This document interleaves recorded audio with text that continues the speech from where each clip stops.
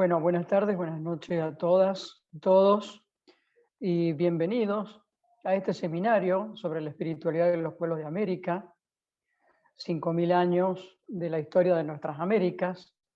Desde aquí saludamos a todos los pueblos originarios de las Américas. Pasamos por un difícil momento, por eso este es nuestro aporte. Este seminario está organizado por el Centro de Estudios Humanistas de las Américas, con sede en Argentina y Colombia. Todos los miembros que participamos somos de distintos países de las tres Américas. Ellos son personas de distintas actividades y profesiones, pero que compartimos un mismo punto de vista, que es la mirada del nuevo humanismo universalista.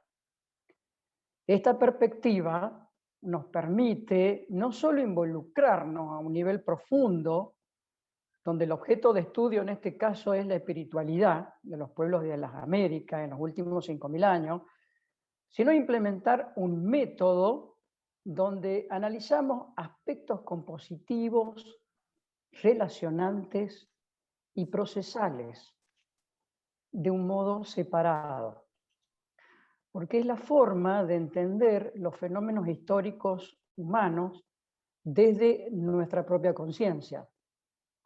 Esta metodología también tiene una forma de investigación, que es la mirada del propio observador, ya que él es el que estudia y tiene una mirada sobre ese objeto de estudio.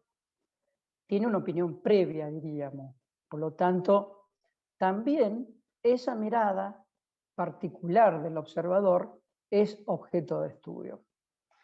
Entonces, para ser coherentes con esta metodología, cada investigador que ustedes van a presenciar, que vamos a ver durante el día de hoy y mañana, también plasmó un segundo relato, aparte del núcleo de investigación propia, que es una creación literaria similar al cuento o la novela corta, donde se muestran los aspectos míticos de cada una de las culturas que estudió y sus principales imágenes fundacionales.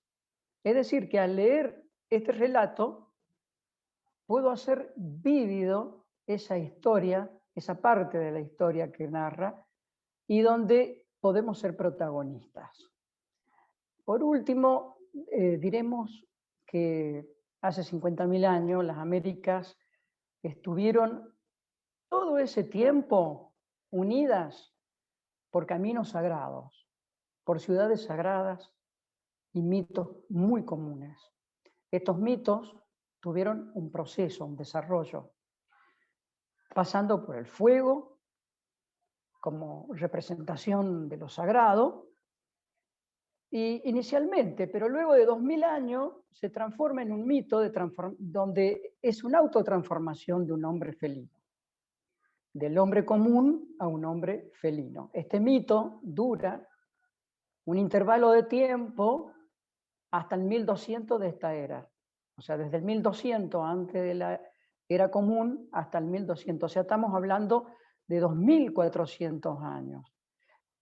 Continúa este mito fundacional de estos 5000 años, complejizando cada vez más y asociándose en esta última etapa, en el 1200 de esta era, hacia el sol, como única divinidad sagrada.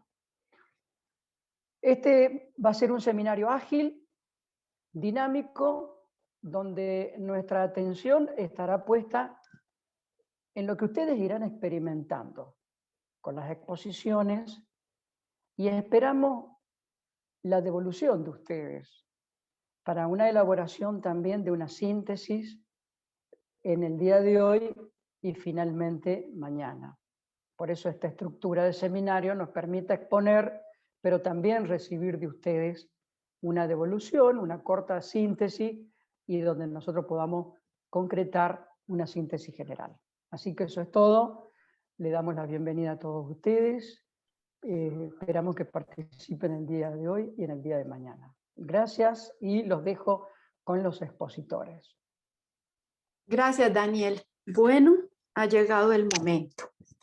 Entonces, nuestro primer participante es Edgar Sánchez. Él vive en Estados Unidos y ha tomado la cultura Lakota Sioux. Así que, Edgar, bienvenido, tus micrófonos y adelante.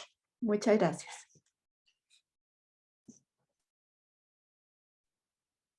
Ok, bueno, saludos a todos. Intentaré contar quiénes eran los Lakotas, lo que pensaban y sobre todo cómo practicaban y vivían su espiritualidad. La cosa tendrá que ser muy sucinta. Pero de todas maneras, esta es una invitación para que abramos nuestra mente a la fresca sensibilidad que ha regado nuestra tierra americana desde tiempos muy remotos.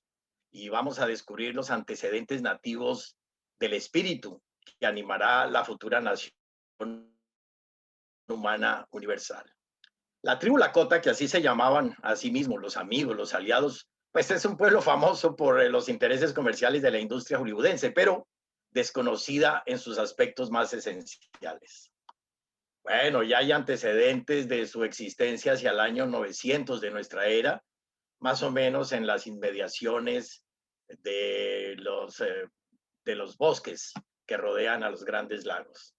Pero ya en el siglo XVI habían emigrado al oeste, donde tuvieron los primeros contactos con los españoles, de los cuales ellos conocieron el caballo, adaptándose rápidamente a su uso y adoptándolo como medio principal de caza y locomoción. Pues este elemento les dio y la abundancia del búfalo, una ventaja grandísima, lo que hizo que se expandieran en número por encima de las demás familias aborígenes. Bueno, lugares sagrados. Estos antepasados nuestros practicaron y siguen practicando en la actualidad con muchas restricciones una profunda religiosidad que no por sencilla y exenta de ornatos fastuosos, pues deja de ser apta, es decir, muy conforme con el propósito que ha de tener toda práctica espiritual. Me refiero a la facilitación real del contacto del ser humano con su fuente divina o creadora. Eso se traduce necesariamente no solo en alegría de vivir y en una relación respetuosa y devota con la naturaleza, sino en la convivencia pacífica y en condiciones de igualdad con sus congéneres, imagen viva y síntesis de la creación. Huantanca, el gran espíritu de misterio, llenaba completamente sus vidas. Todo lo que les rodeaba tenía un carácter sagrado y todo lo que hacían era sacramental. Su sensibilidad está condensada en una famosa carta de respuesta que el jefe Seattle le envió al presidente de los Estados Unidos, Franklin Pierce, en 1855. Es una respuesta a una proposición del presidente para comprarle sus tierras. Él le contesta y le dice, en dos parrafitos, cada parcela de esta tierra es sagrada para mi pueblo. Cada mota brillante de pino, cada grano de arena en las playas, cada gota de rocío en lo oscuro del bosque, cada claro, hasta el sonido de cada insecto es sagrado para la memoria de mi pueblo. Tienen que excusarme que a veces me emociona un poco.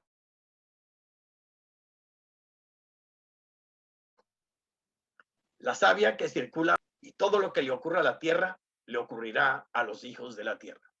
El hombre no tejió la trama de la vida, él solamente es un hilo, y lo que haga con la tela se lo hará a sí mismo. Si os vendemos nuestras tierras, deberáis recordar y enseñar a vuestros hijos que esta tierra es sagrada y que los ríos y las montañas son nuestros hermanos. Bueno, en fin, dejémoslo ahí. Centros de peregrinación. Por supuesto, existen centros de peregrinación en la actualidad. Existen una pequeña cadena montañosa entre los actuales estados de Wyoming y Dakota del Sur, que se llaman las Colinas Negras. Las Colinas Negras, pues, es el centro, es el corazón de la nación Lakota. En la búsqueda de una visión que se manifiesta todo aquel que esté preparado para ello, se alcanza en el sueño y en el retiro a los lugares sagrados.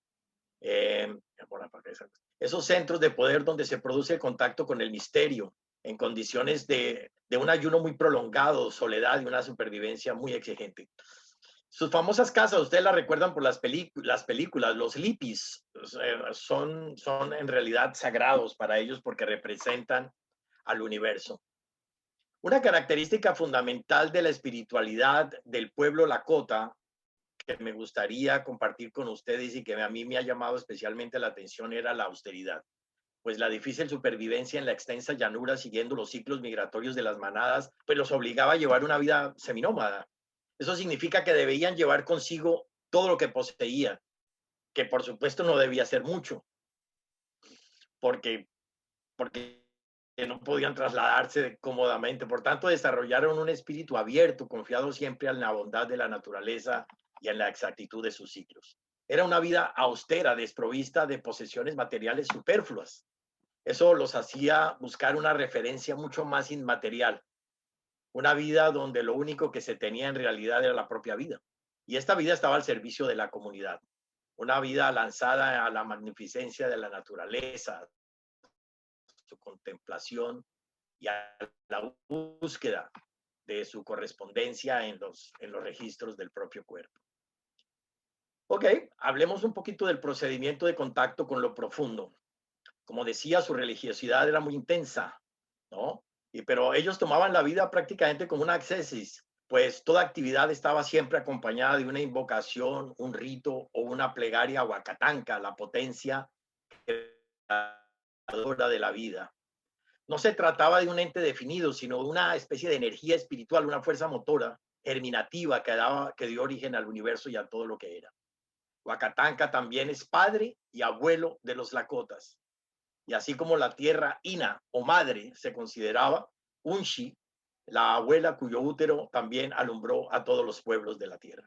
Importantísimo para ellos, y lo vamos a ver también después para otros pueblos de América, fue la famosa cabaña de sudar. Ellos la llamaban Inipi, ¿no? Era un rito preparatorio para otros ritos mucho más exigentes o era un rito también de purificación en sí mismo. Se trataba de algo muy exigente, pues en un pequeño espacio entraban muchísimas personas, pero ellos tenían una sentencia, decían, lo único incómodo que encontrarás dentro del INIPI es a ti mismo. Ok, es largo de explicar toda la simbología y todo lo relativo al INIPI y a otros ritos, pero lo que sí puedo decir es que era la cabaña de purificación era una compleja y llamativa liturgia y se trataba de un templo en el más amplio sentido de la palabra, solamente que sencillo y práctico. La famosa, ustedes habrán oído hablar de la famosa pipa de la paz o el rito del calumet. Se fumaba cargada con nikik, una mezcla de tabaco y corteza triturada de sauce rojo. La usaban para muy diferentes ocasiones, pero ustedes entenderán que si uno fuma a grandes bocanadas y sobre todo en silencio, se va a crear una atmósfera no solo externa, sino interna, muy adecuada para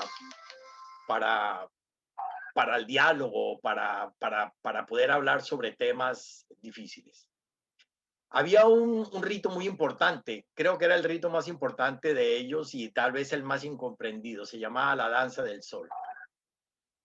Durante 4 días que duraba la danza no se comía ni se bebía y los bailarines permanecían bajo el sol en condiciones muy complicadas. Ellos se clavaban con una madera, un hilo que lo daban a un asta y ellos iban girando conforme el sol iba girando. Siempre el sol les quedaba frente a la cara, por eso se llamaba la danza del sol. Y no terminaba sino cuando se les desgarraba la piel y era una cosa realmente. Todo ello tenía un propósito y un simbolismo sacrificial incomprensible para la mentalidad luterana del invasor. Pero mirando más concienzudamente, reconocemos una similitud evidente con las flagelaciones autoimpuestas practicadas por místicos de diferentes religiones, seguramente con el propósito también de correr y anular transitoriamente el yo. Otro rito muy importante y de contacto con lo profundo era el pedido de una visión, ¿no? Era un rito de paso. Era un rito de paso muy exigente también, tanto para las mujeres como para los hombres. Perfecto. Es un poco dispendioso explicar aquí en qué consistía, pero leamos del famosísimo Alce Blanco este párrafo. Dice, sí, muchas razones pueden incitar al hombre a retirarse a la cumbre de una montaña para implorar. Algunos han obtenido visiones cuando eran niños y sin esperarlo. En este caso, van a implorar para comprender las mujeres. Bueno, imploraban por distintas circunstancias. También existía el rito de la custodia o liberación del alma, que es un rito como, a mi juicio, era una especie de ayuda ritual para la consolación de aquellos que perdían a un ser querido. Ok, habían otros ritos como el lanzamiento de la pelota, que era una suerte de balonmano que simbolizaba el devenir de la vida humana, y habían ritos también para matrimonios y ese tipo de cosas. Bueno, ellos también utilizaron plantas de poder para poder acceder a ciertos estados amplificados de conciencia.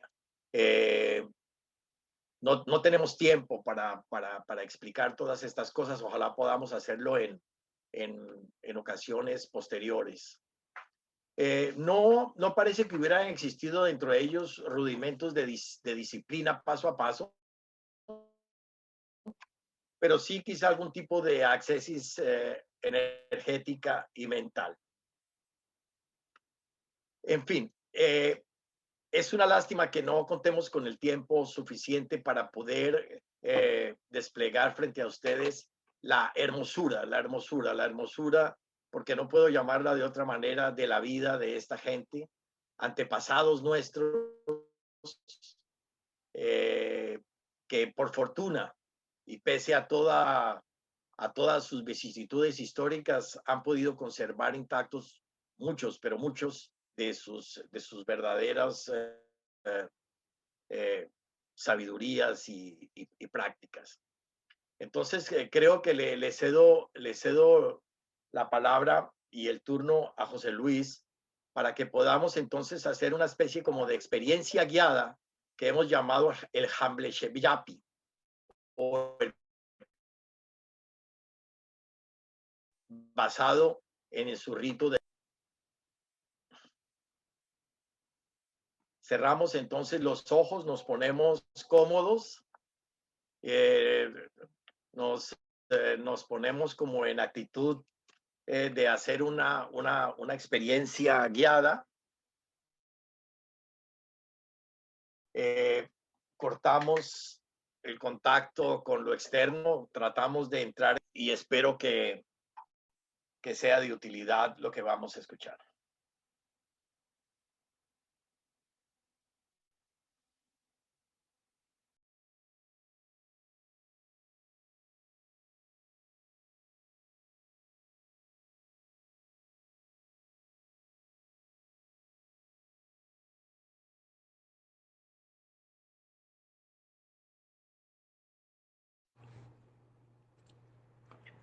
Experiencia guiada número 1.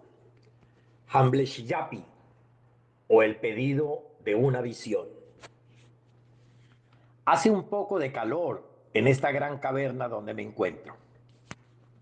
La oscuridad es casi total. Oigo un esporádico goteo cuyo eco se pierde en el silencio sin fondo. Al aguzar mi vista, descubro en un costado un leve resplandor distante y me encamino hacia allí con pasos inseguros. Pronto noto que el piso, aunque mojado, es bastante plano y firme. Avanzo sin tropiezos. Giro a mi derecha para tomar por una amplia galería bastante iluminada. En su centro, arde un gran fuego, al parecer alimentado por algo invisible que brota de la tierra. De pie, tras las grandes y azuladas llamaradas, descubro sobre una gran piedra blanca una figura semidesnuda de singular belleza. Mis ojos no pueden evitar recrearse en la voluptuosa perfección de todas sus formas.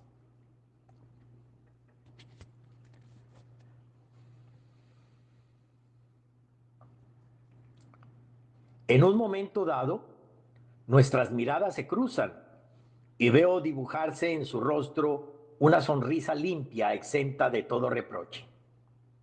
Siento que nos conocemos desde tiempos muy remotos.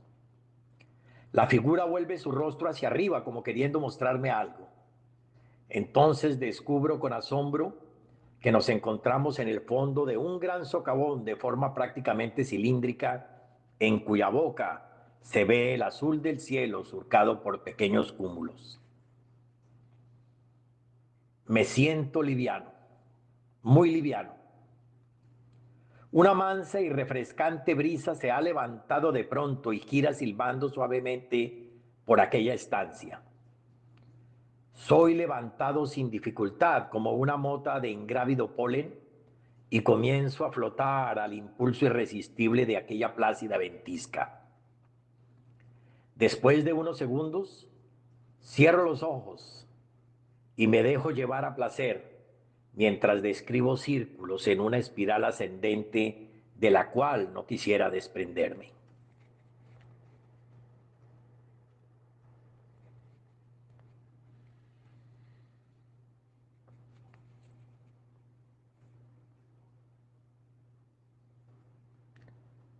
Soy depositado sobre el piso, al tiempo que mi cuerpo recupera su peso acostumbrado.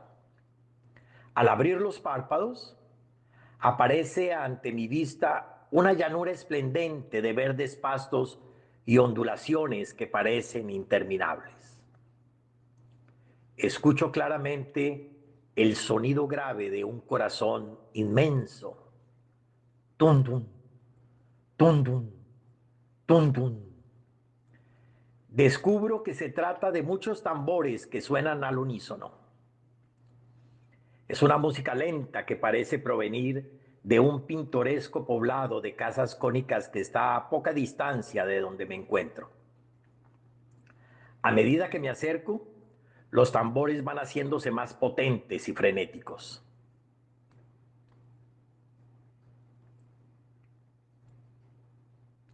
Algo en este lugar me hace sentir como en casa. Mi llegada coincide con una ceremonia o algo parecido. Una veintena de bailarines ensimismados danzan junto a una fogata crepitante que desprende balsámicas fragancias. Cantan con voces agudas una especie de lamento alegre, para lo cual emplean una única vocal que parece salida de lo más hondo de sus entrañas. Más allá, en el sitial del concejo, los tres abuelos en completo silencio se turnan para fumar del sagrado calumet, la pipa que serena las almas y convoca a los espíritus. Uno de aquellos venerables ancianos voltea hacia mí su noble rostro y me traspasa con una bondadosa mirada que me llena de confianza. Oigo su amable voz en mi cabeza. Esta Hambleshayapi, dice, es para ti, hijo mío. Retírate solo a la colina del oso y no vuelvas aquí hasta que no hayas tenido la visión que a todos nos señala.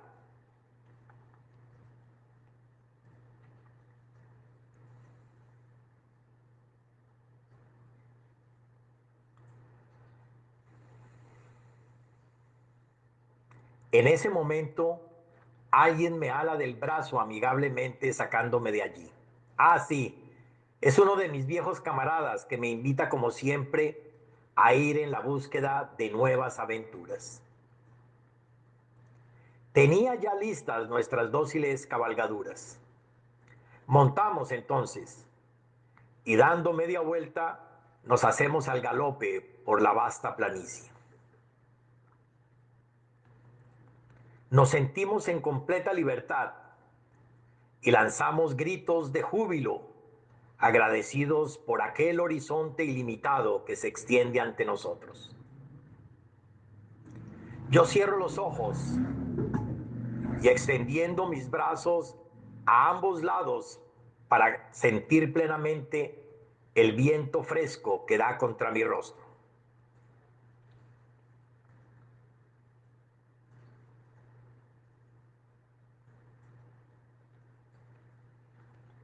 Al abrirlos de nuevo, me hallo convertido en un águila.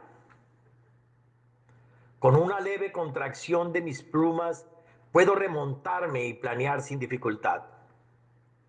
Noto al mismo tiempo que gozo de una capacidad de visión casi ilimitada.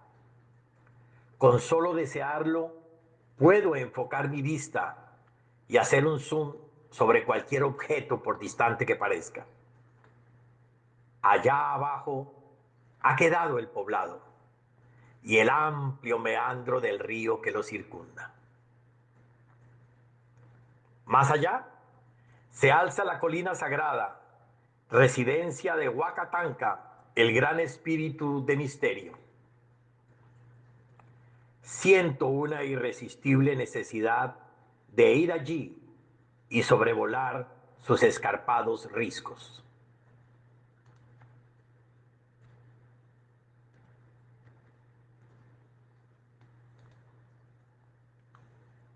He descubierto una gran saliente en las faldas de la montaña y me poso allí para descansar y contemplar la hermosa pradera donde pastan aún los últimos ejemplares de lo que alguna vez fue una enorme manada de búfalos magníficos. El sol es ahora una esfera dorada que flota sobre el arco lejano donde termina el mundo. A mis espaldas siento la presencia del dueño y señor de todo aquello. Su mano se ha posado sobre mi hombro y siento su compasión, su amor incondicional y su inquebrantable fe. Le pido de corazón que me muestre a qué he venido a este mundo. Entonces hace caer sobre mí un profundo sueño y puedo ver y vivir en él aquello que me interesa.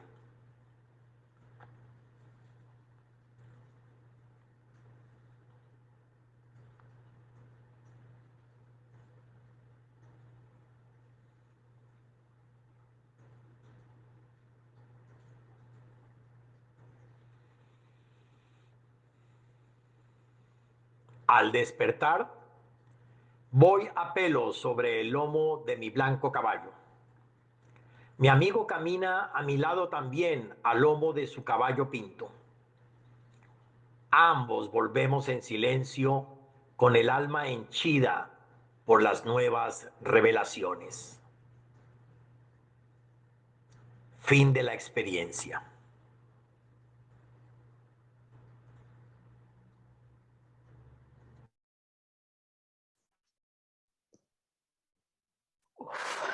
Gracias, Gracias, Edgar. Edgar.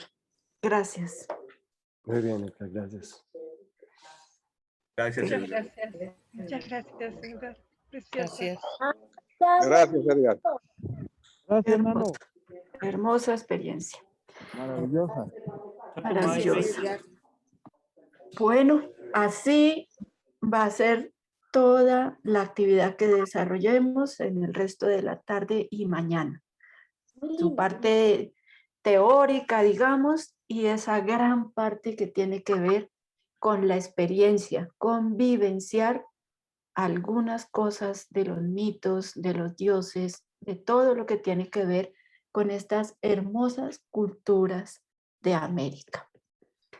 El segundo participante en nuestro seminario es Fernando Ayala. Ustedes lo conocen, mexicano, y él nos va a hablar sobre las culturas ancestrales de Mesoamérica. Fernando el micrófono es todo tuyo. Gracias, Ceciu. Se escucha bien, ¿verdad? Sí, Fernando. Sí, Se perfecto, escucha Fernando. bien. Excelente, excelente. Compartir pantalla. ¿Se ve? Sí. Sí, Sí, se ve perfecto. bien. Muy Está bien, bien. vemos bien, Fernando. Gracias. Ahí está. Bueno, primero que nada, muchas gracias a los amigos del Centro Mundial de Estudios Humanistas de las Américas, que pueden invitar a mucha gente, como yo, a hacer este tipo de trabajos. Y bueno, a dar una interpretación, ¿no? Sin ningún tipo de censura y fomentando mucho justamente el tema de la no autocensura. Así que en esa línea también intentaré no excederme en el tiempo que sea convenido y pues pasaremos rápidamente a revisar muy por encima algunos temas de lo que justamente hemos venido conversando en este tema de lo que estamos denominando el mensajero de lo sagrado. Para abrir boca y para dejar un marco de referencia de lo que corresponde a las culturas mesoamericanas, dejo una frase de lo que posteriormente, ya en el mundo moderno, se ha denominado la Toltecayotl, donde justamente los compiladores y los lectores de Shagún de aquella época colectaron esta frase que a mí me parece que da un contexto muy importante a todo lo que hemos venido desarrollando. Y dice, estos toltecas eran ciertamente sabios, solían dialogar con su propio corazón. Como parte de nuestro objeto de estudio, nosotros queremos ubicar algunas de las culturas mesoamericanas que se encuentran en esta franja de terreno que vemos acá, que corresponde a pues, una parte muy importante de México, pero también de Centroamérica, y que nos conecta directamente, por ejemplo, en el caso de Edgar, con las culturas de Norteamérica, de Iberoamérica, como los Lakotas, ¿sí? Nuestro interés está puesto en el tema de las convergencias de las culturas, ¿no? Justamente en lo que se llama el periodo de tiempo como el preclásico mesoamericano, y justamente nos interesa ver todos los elementos, todos los antecedentes que están en ese periodo y que después, desde nuestra interpretación, desde nuestro punto de vista, consolidan y brindan todos los mejores elementos para lo que se conoce como el clásico mesoamericano y que pues es lo mundialmente conocido, ¿no? Las culturas mundialmente conocidas. Pero como no hay muchas que no son conocidas, por ejemplo, desde esta fotografía, seguramente para muchos tiene un símil con algunas culturas europeas, ¿no? Pero este es un portal único en Mesoamérica y se encuentra en un lugar que se llama Xochitecatl, que significa el linaje de las flores, y que fue uno, si no es que fue el único, de los pues, imperios o reinos gobernados por mujeres, ¿no? Nuestra temática, bueno, ya la comentó muy bien Edgar. Para nuestro caso, y también no lo vamos a desarrollar aquí porque es imposible, simplemente dejaremos mención de algunas de las culturas que nos interesa estudiar y rescatar todos estos elementos de lo sagrado, de lo espiritual, todos estos antecedentes que dieron pie hacia lo realmente interesante que se conoce mundialmente, pero estamos hablando de que tenemos que remontarnos por lo menos 4.500 años en nuestro calendario vulgar, porque este periodo lo estamos encuadrando entre el 2500 antes de esta era y el 200 de esta era. De esta lista que tienen aquí, seguramente ustedes podrán conocer, no sé, los más famosos serán los olmecas, pero hay una serie de culturas que han hecho unos aportes muy, muy interesantes desde hace 4.500 años y que nos van llevando justamente a encontrar diversas expresiones de lo que interpretamos como signos de lo sagrado o interpretación de toda esta hierofanía que se va viviendo en estos 2.500 años antes de esta era. Porque imagínense, ustedes llegan, van peregrinando, cazando a lo mejor algunos animales y llegan a algún lugar con una muy buena vegetación, agua, riberas de lagos, muchos elementos para ir resolviendo la vida. Han ido ya resolviendo el tema de conservar y producir fuego. Y luego, ¿qué? La gente se empieza también a preguntar por otras cosas, la gente empieza a hacer algún tipo de construcciones, por ejemplo, esta de la cultura capacha, que también está puesta hace 4.000 años. Esta cultura capacha, por ejemplo, que tampoco no es conocida mundialmente, tiene una característica muy, muy importante. Primero, pues no tiene las dimensiones de las grandes pirámides que conocemos como las de Teotihuacán, acá en México, pero esta cultura sí tiene unos vínculos bien estudiados, bien documentados con culturas ecuatorianas. Entonces, pues si desde hace 4.000 años había ciertas vinculaciones con los pueblos de Sudamérica, quiere decir que estábamos viviendo un periodo histórico muy particular en aquellos años, ¿no? A nivel de los lugares sagrados, yo lo reitero nuevamente, me estoy yendo hacia lo que está viviendo una cultura, una serie de culturas previos a los dioses etiquetados. Acá estamos hablando de los antecedentes de Quetzalcóatl, de los antecedentes de Hécatl, antecedentes de las grandes construcciones. Acá estamos interpretando que hay una serie de convergencia, un momento histórico muy particular, que tiene unos lugares sagrados que hasta hoy en día siguen siendo todavía venerados, y uno de estos lugares a lo largo de todo el tema mesoamericano es las montañas. Las montañas,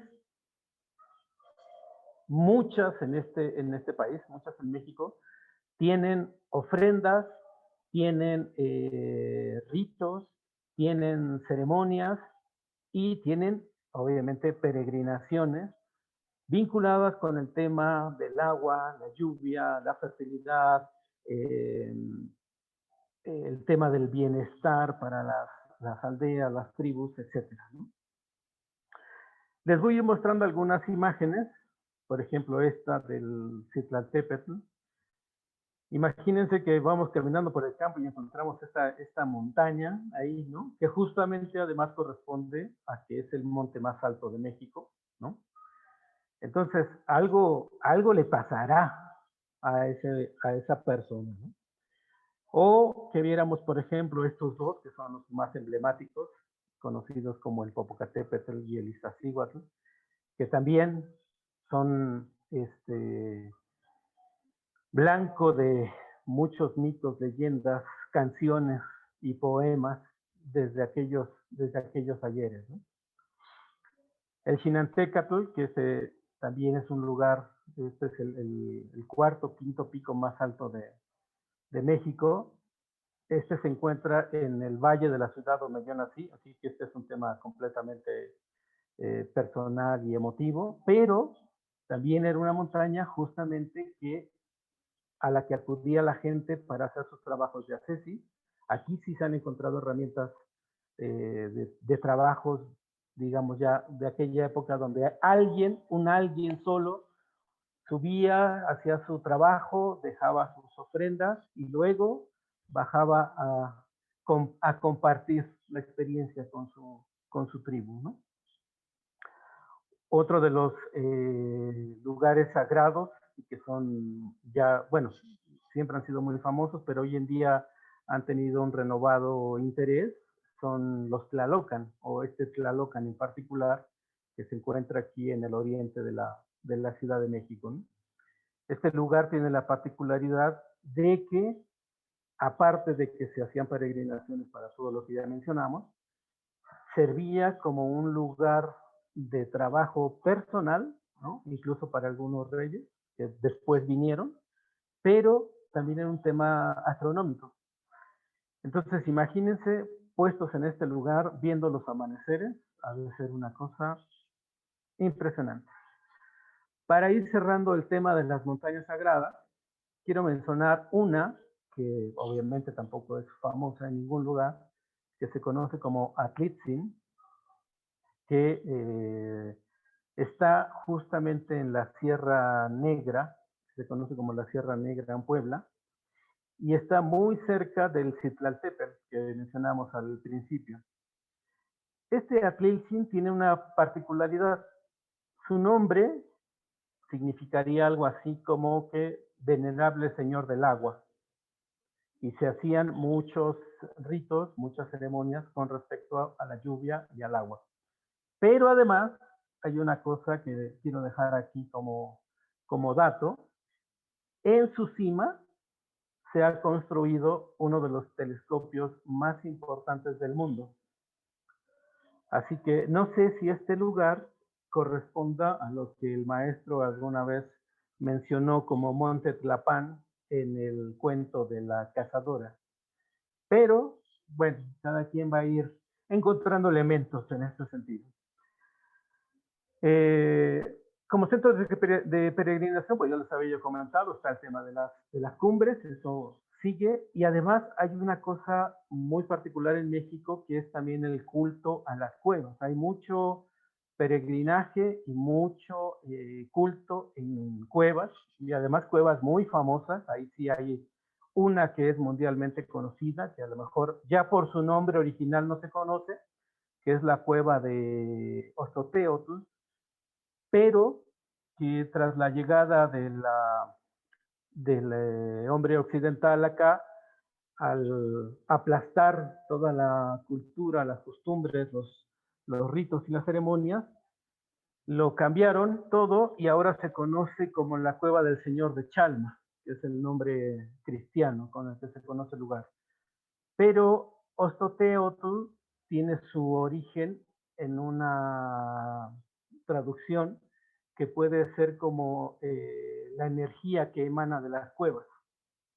Así que ese lugar tenía un señor que manejaba la energía, que manejaba el misterio y al cual acudían, ahí sí, todas las naciones de aquel momento, ¿no? Hay otro lugar que todavía hoy vive con el sincretismo, no está del todo aplastada en sus componentes, que es la Cueva de los Brujos. Ahí está la imagen. Y esta, pues ahí sí tenemos un sincretismo total en el que van todos los que la conocen y todas las culturas que aún van a hacer sus ofrendas y sus trabajos, pero obviamente pues ya con el sincretismo cristiano, ¿no? En cuanto al tema de procedimientos de contacto con lo profundo, podremos decir que si bien no hemos encontrado descripciones muy específicas, lo que sí hemos encontrado es objetos, ¿no? Cerámicas, que nos van dando cuenta de algunas de estas interpretaciones que pudiéramos hacer con respecto al tema de estos procedimientos. Porque sí ha habido datos de algunas prácticas ascéticas en las montañas, en las cuevas. Sí ha habido datos del uso de plantas psicoactivas. De hecho, Mesoamérica es riquísima en todo lo que tengan que ver con plantas, hongos, hierbas, bueno, todo lo que tenga que ver con alucinógenos, psicoactivos y demás, lo pueden encontrar perfectamente. Y una de las cosas que han ido dejando plasmados estos pueblos son, por ejemplo, estas figuras, ¿no? Que, por ejemplo, la que tenemos acá, en la que se puede apreciar, esta figura debe de tener más o menos como 3.000 años, 3.500 años, y se interpreta que a través de este instrumento que tiene en la mano, el personaje lo bebía o se lo colocaba a lo largo del cuerpo para, pues justamente, colocarse en una situación de conciencia alterada y buscar algún otro tipo de contacto con lo que en su momento llamaban lo sagrado, ¿no? Para terminar la parte teórica y hacer un resumen, ahora sí que la síntesis del resumen, quisiera compartirles cómo es que fui elaborando este tema a partir de los elementos que conocemos de nuestro taller del fuego, ¿no? El tema de los sueños, porque en las culturas acá había muchos soñadores, de hecho todavía por ahí se habla acerca de algunos soñadores, ¿no? Cómo es que se trabaja sobre el medio natural, ya domesticando ahí algunas cosas, ¿no? Se van generando los primeros asentamientos, surge ahí una religiosidad incipiente y comienza a concretarse un medio social con un estilo de vida muy particular.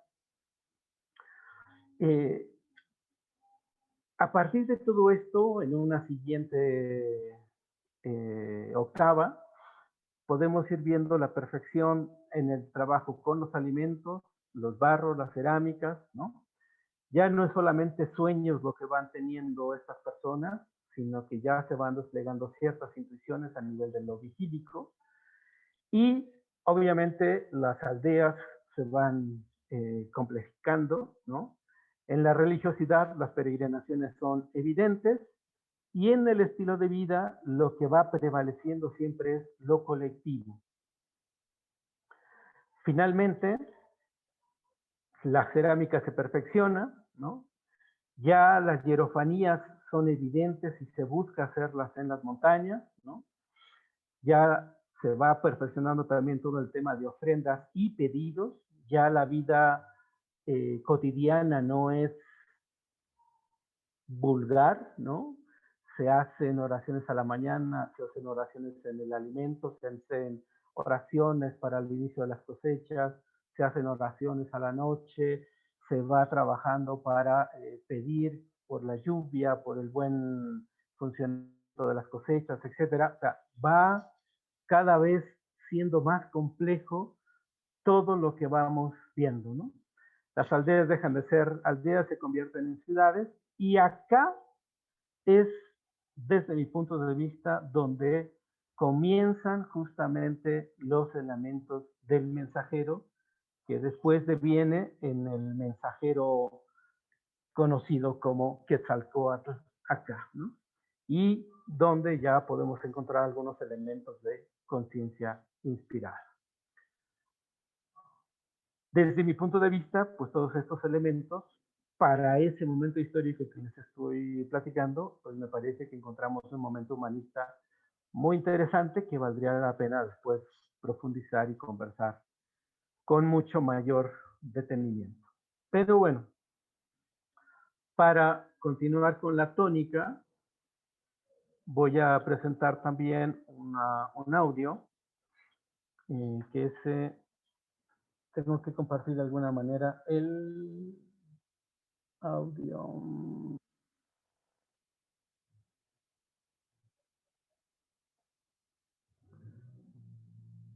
Y si no, le voy a pedir ¿Lo tienes por allí? Si Lo no, tengo aquí yo en la acá... mano, nada más quería saber cómo Bueno, compartir el audio. Porque tengo que bien. compartir el audio como tal, ¿no? Recuerda que hay que marcar la opción que active el sonido de tu computador, ¿cierto? ¿Para qué?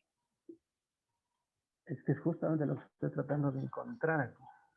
Y si no, José Luis, ¿podrías tú ayudarme con eso para no perder más tiempo? Y ya dejo de compartir aquí la pantalla. Dale, dale. ¿Sí? Entonces, Vale, gracias. lo compartimos desde acá, con mucho gusto.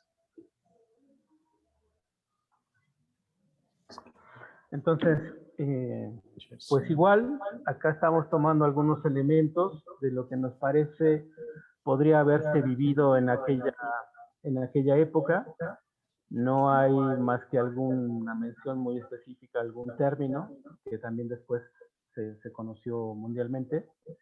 pero pues vale la pena que nos relajemos, cerremos los ojos, tratemos de entrar en esta frecuencia y pues disfrutemos de esta experiencia.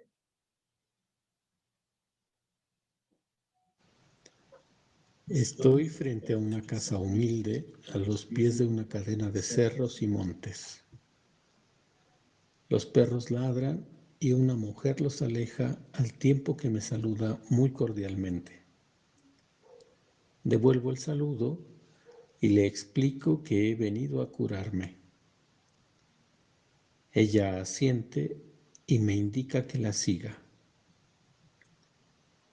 Bordeamos la casa y nos recibe un sendero que se encamina a los cerros. Avanzamos al tiempo que la luz del día se apaga lentamente entre cielos rojizos y azules. Pienso que no podré seguir la caminata cuando la noche caiga sobre nosotros. La mujer parece escuchar mis pensamientos y voltea para expresarme. Su nahual, su animal de poder, lo guiará. Pídale que venga.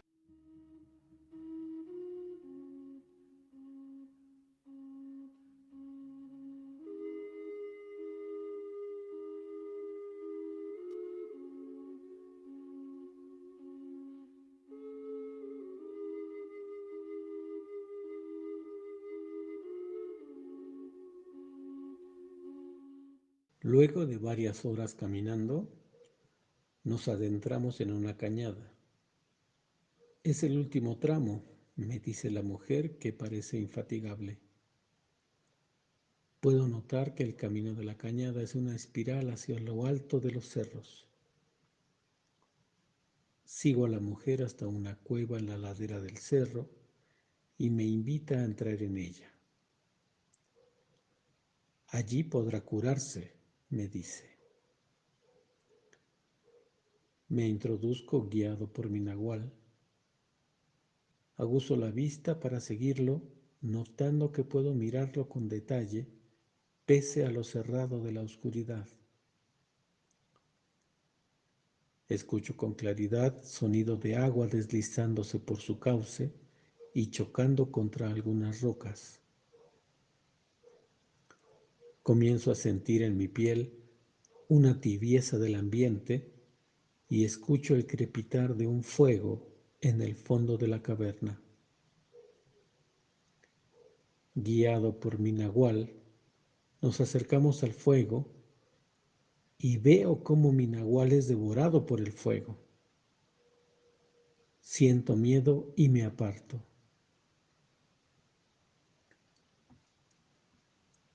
Debes cruzar si quieres curarte. Escucho la voz de un hombre muy viejo.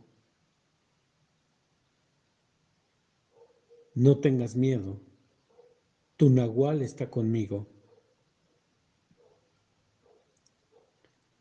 En un arrebato, me arrojo al fuego y entonces recuerdo.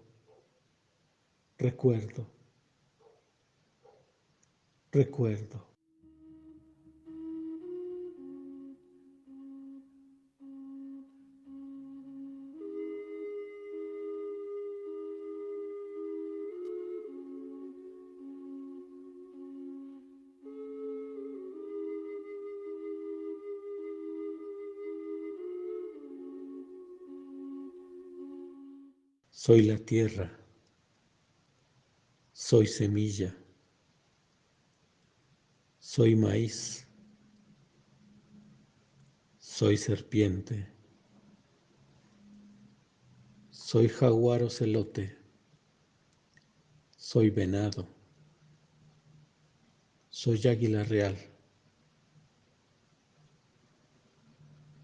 Música y cantos vienen a mi memoria.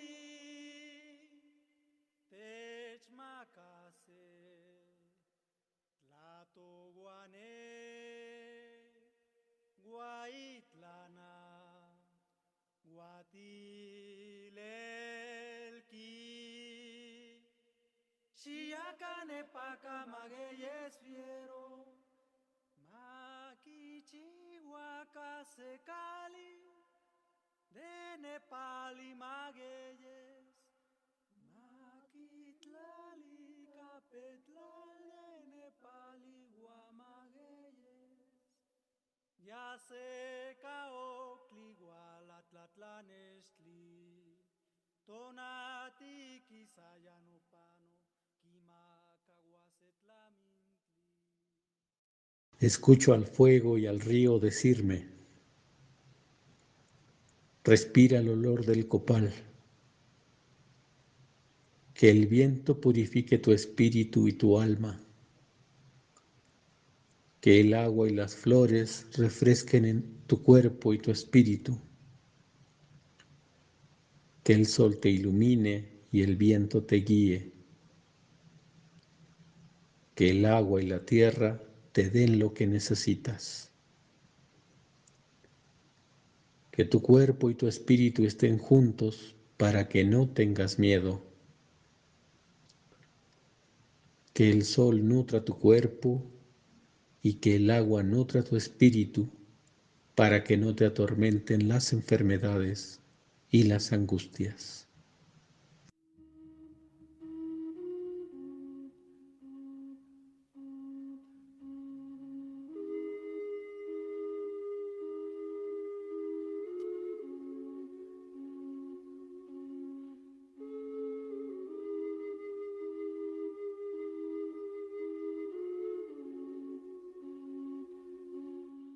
Siento los pulmones henchidos de oxígeno y las piernas llenas de energía. Mi olfato comienza a diferenciar el olor a tierra mojada, menta, resina de árboles y hierbas silvestres.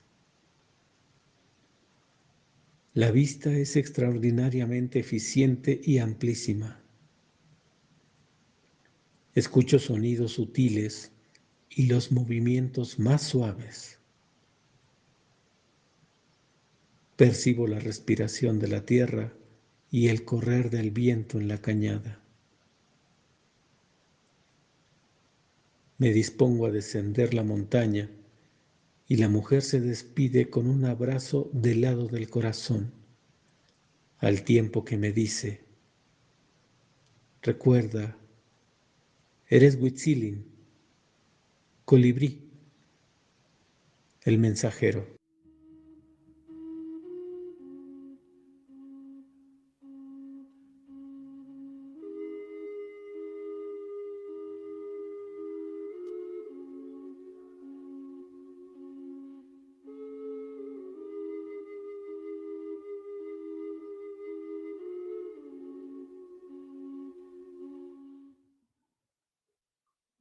Los concurrentes discuten sus experiencias. Gracias, Fernando. Gracias. Muy bueno, muy Gracias, hermoso. muy bien, Fernando. Gracias, Fernando. Buenísimo. Con la frase Y final. poesía, es una hermosura. Es una Gracias, belleza. Fernando. Qué Muchas lindo. gracias. Muy bueno, muy muy hermoso. bonito. Muchas Una gracias. dispensión Sin infinita. palabras, sin palabras, hermosa. Conmovedor.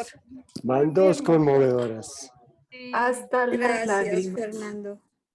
Bueno, Fernando, muchas gracias. Un gusto. Continuamos. Uf, uf, uf, uf. Tercera cultura que vamos a ver hoy es la cultura Kun, Panamá y Colombia. Los dejo con Efrem Villarreal. Gracias. Gracias, Cecilia. Bueno, después de estas conferencias de los compañeros, imagínate, han puesto un nivel alto. Así que bueno. Cortar micrófonos, por favor, qué pena, Fren. ¿Sí? Sí, es que sí hay un ruido. Si alguien tiene un problema con el audio. Ok, sigue, Fren, por favor. No, decía que después del nivel que han puesto los compañeros. Así que bueno, vamos a hablar de la cultura cuna. José Luis, puedes empezar con el documento. Ok, dame un segundo. Ajá.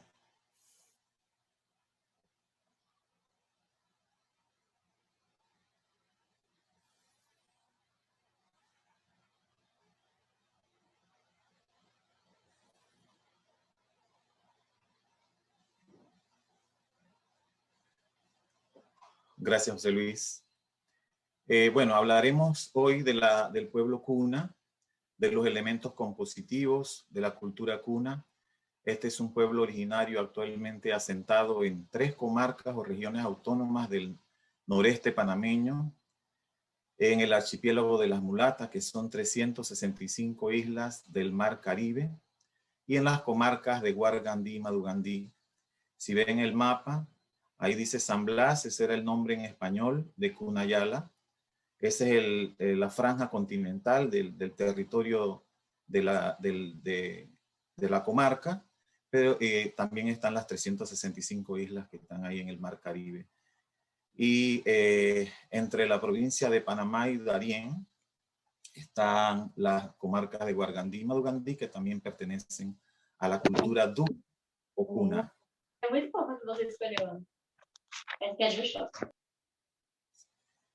¿Sí? ¿Soy alguien allí? Ok, este es un pueblo laborioso que vive de la agricultura, la pesca y el turismo.